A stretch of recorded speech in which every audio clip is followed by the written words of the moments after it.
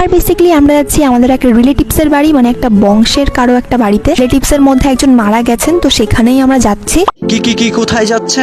তো রিলেটিভসের মধ্যে একজন মারা গেছেন, তো সেখানেই আমরা যাচ্ছি। ओ भाई मारो मुझे, मारो मारो मुझे, मारो मारो। नहीं ये मजाक हो रहा है, एक सेकंड यार, मजाक।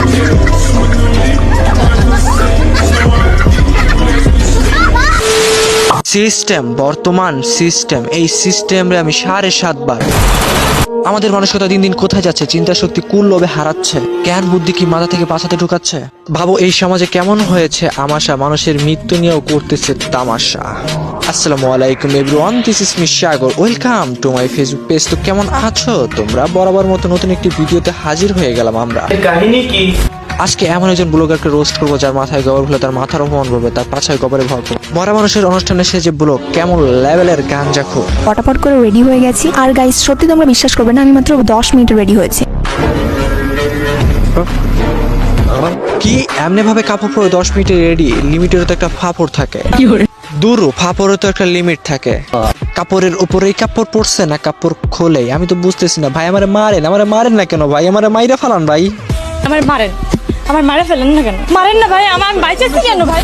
মুখে মেকআপ, ঠোঁটে লিপস্টিক, সাথে ফাউন্ডেশন, প্যান্ট, সাথে জামার সাথে বেল্ট, কানের দুল, হাতে চুড়ি, চুল বাঁধা, চুলে আবার হ্যান ত্যান ঢুকি চুরি, তাও মাত্র 10 মিনিটে। এ তো দেখি টিকটকার থেকেও ফাস্ট।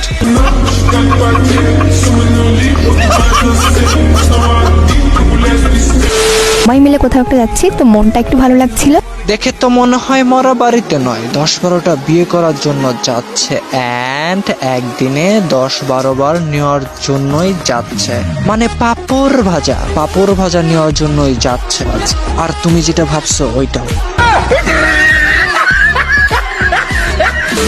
গরম গরম পাঁপড় ভাজা নিয়ে এসছে আমাদের সবার জন্য, তো সেটাই আমরা বসে বসে খাচ্ছিলাম এখানে। তা বলছি দিদি, এভাবে সেজে গেছেন তো নেওয়ার জন্যই, চেটে পুটে খেয়ে কি মজা পেয়েছেন ভালোই নাকি? মানে পাপড় ভাজা খেয়ে কি মজা পেয়েছেন দিদি? মন ফ্রেশ হয়ে গেছে।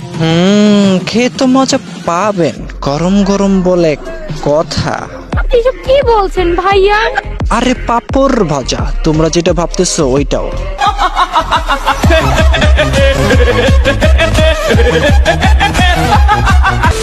দেখতে পাচ্ছ উনি মারা গেছেন। তো আমরা ওই বাড়িতে বেশিক্ষণ লেট করতে পারিনি, কারণ আমার কালকে 2টো এক্সাম রয়েছে। তাই না?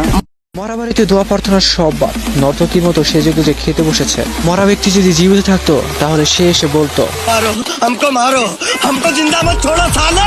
তারপর রাস্তায় এসে আমাদেরকে সবাইকে ক্যান্ডি দিয়ে গেছে। কালকে আমার এক্সাম আছে, স্পেশালি আমার জন্য তাড়াতাড়ি করে বাড়ি ফেরা হচ্ছে।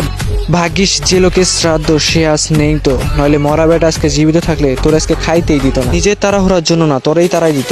মরা বাড়িতে এসে কি লুক নিয়ে, সত্যি বস। মরা ব্যক্তি যদি আজকে জীবিত থাকতো তাহলে প্রথমে এই মেয়েকে বলতো মডার্ন হওয়া ভালো, ফ্যাশনেবল হওয়া ভালো, কিন্তু সেন্স থাকাটা অনেক অনেক জরুরি। কোন জায়গায় মডার্ন হওয়া দরকার, কোন জায়গায় ফ্যাশনেবল হওয়া দরকার, অ্যাটলিস্ট এতটুকু জানা খুবই দরকার। সেটাই। আমি এটা আগে বলতাম, এখন মানুষ কাপড় চোপড় অর্ধেক খুলে ভিডিও করতেছে, কয়েকদিন পর ন্যাংটা হয়ে ভিডিও করবে। এখন মানুষের বিপদ দেখে সাহায্য না করে ভিডিও করতেছে, কয়েকদিন পর কেউ মরে গেলে সেটা নিয়ে টাকা ইনকাম করার জন্য ভিডিও করবে।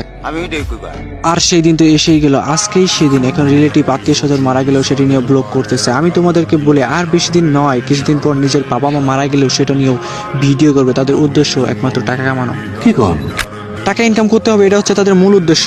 ভাবতেছে একটা বিয়ে করে কাপল ভিডিও স্টার্ট করে দেই, এদেরকে আঙ্গুল দিয়ে দেখিয়ে দেই কিভাবে ব্লগ করতে হয়, তাও কাপল উইদাউট নোংরামি কি করা যায় না। এ তো সেন্সে হারিয়ে ফেলতে হবে, কোন জায়গায় কোন লুকিং মানাবে বুঝবে না, কোন জায়গায় কোন ভিডিও করতে হবে এটাও বুঝবে না। এই সমাজকে আমাদেরই বদলানো লাগবে, মানুষকে চোখে আঙ্গুল দিয়ে দেখানো লাগবে। এই মেয়ে তো পড়াশোনা করে, তাহলে ম্যানার শিখলো না কেন?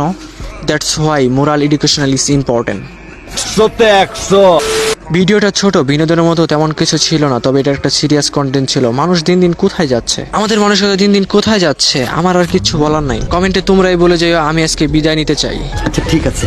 তো আজকের মতো বিদায় নিচ্ছি প্রিয়। ভিডিওটি ভালো লাগলে লাইক কমেন্ট শেয়ার করে দিও।